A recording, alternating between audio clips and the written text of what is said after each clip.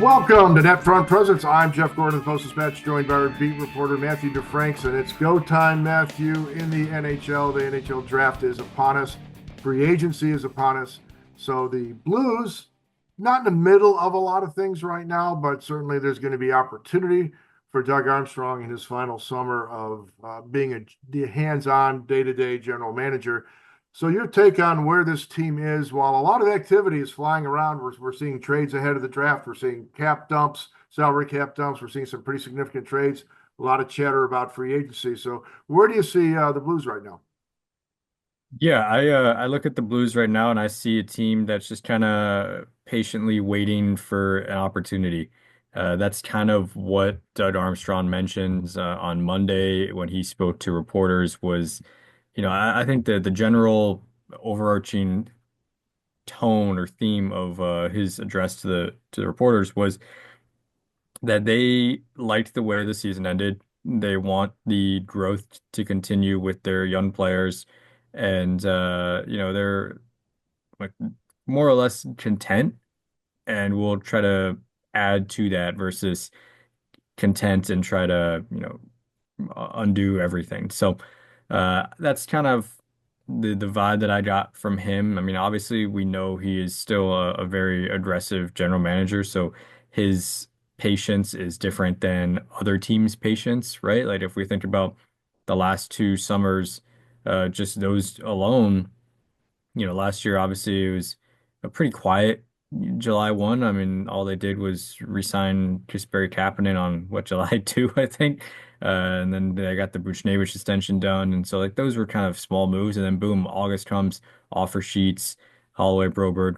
And then even the previous year, 2023, the move that was vetoed by Torrey Krug's no trade clause, like that would have been a big blockbuster deal, sending him a first and Jenny Sandheim back. So when I've thought about Doug Armstrong as being patient, as being content and kind of waiting for an opportunity, he's always responded with some sort of attempt to make an aggressive move. And so that's where I think the Blues are at right now, where they're still waiting. They're trying to see what's out there. And Doug mentioned this on Monday. They don't want to be a team that sets the market with the new cap and everything. So I wonder how much that impacts the timing of things when they're able to do things, or are they looking at other deals before those get done? And so yeah, I mean, I think they liked the way the season ended. I think they wish it or the regular season ended. Obviously, they wanted the playoff series to end differently, but we'll see what happens in this next week or two.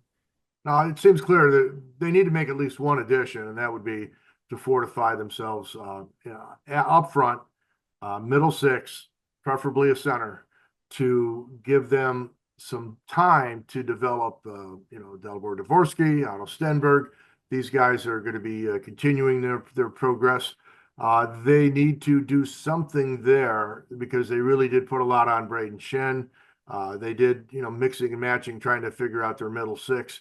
They've got some pieces. They're probably one short in terms of getting that done and finding that right guy, as he's described it, a 200-foot player. And it's got to be in the right age bracket. So we're seeing guys like a Mason Marchment move, but he's older. He's a cap casualty in Dallas.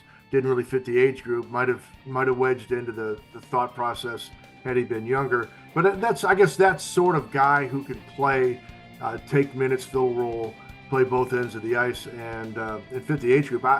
Nothing comes to mind. I think Maverick Bourque would have been that guy if Dallas didn't keep him, and you wanted to try. He didn't really have offer sheet capability, but that would be the ideal sort of player, a guy that maybe is stuck someplace and who's younger. But I don't have any ideas about what would work there.